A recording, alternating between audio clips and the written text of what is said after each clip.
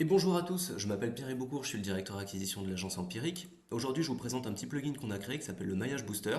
Donc, comme son nom l'indique, il sert à booster le maillage interne vers une page. Pour l'utiliser, vous vous rendez sur la page que vous souhaitez booster. Donc, moi, ce sera la page agence SEO de l'agence. Lorsque vous cliquez sur la petite icône, l'URL cible est déjà pré-remplie. Vous pouvez rajouter un mot-clé. Donc là, en l'occurrence, ce sera SEO.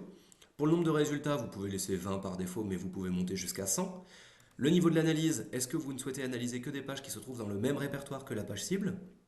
Est-ce que vous voulez analyser des pages qui se trouvent sur le même domaine ou sur d'autres sous-domaines? On va rester sur le domaine. Je lance l'analyse. Et là, comme vous pouvez le constater, le plugin a ouvert un onglet avec un site de points empirique.fr plus SEO. Voilà, il est en train de récupérer tous les résultats qui remontent. L'idée, c'est de faire bosser Google à notre place.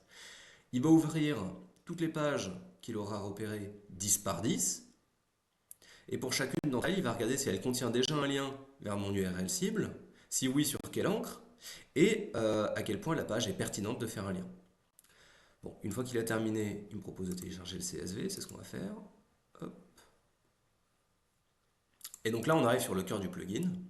Donc, il m'a identifié que toutes ces pages-là sont susceptibles de pouvoir faire un lien vers ma page agence SEO.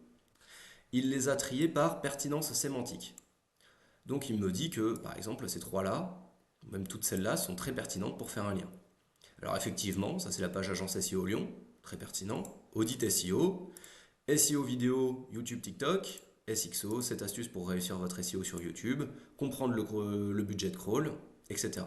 Donc effectivement, ce sont bien des pages qui parlent de SEO, donc elles sont tout à fait pertinentes pour faire un lien vers ma page agence SEO. On voit que pour certaines, c'est déjà le cas. Celle-ci, par exemple, contient déjà un lien, celle-ci aussi. Celle-ci contient deux liens, un sur l'encre stratégie SEO classique et un autre sur l'encre agence SEO. Par contre, ma page SXO ne contient pas de lien vers ma page agence SEO. C'est dommage, donc du coup ça pourrait valoir le coup de faire des liens depuis ces pages-là.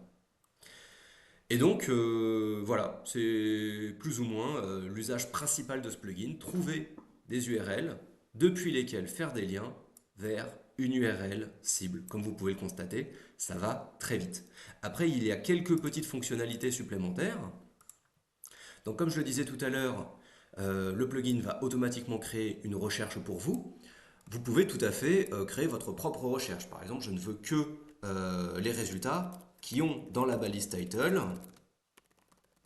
le terme SEO. Voilà. Donc je veux lancer l'analyse à partir de cette recherche. C'est tout à fait possible.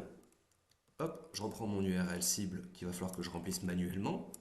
On va laisser quand même le mot-clé SEO parce qu'il est pris en compte dans le calcul de pertinence de la sémantique.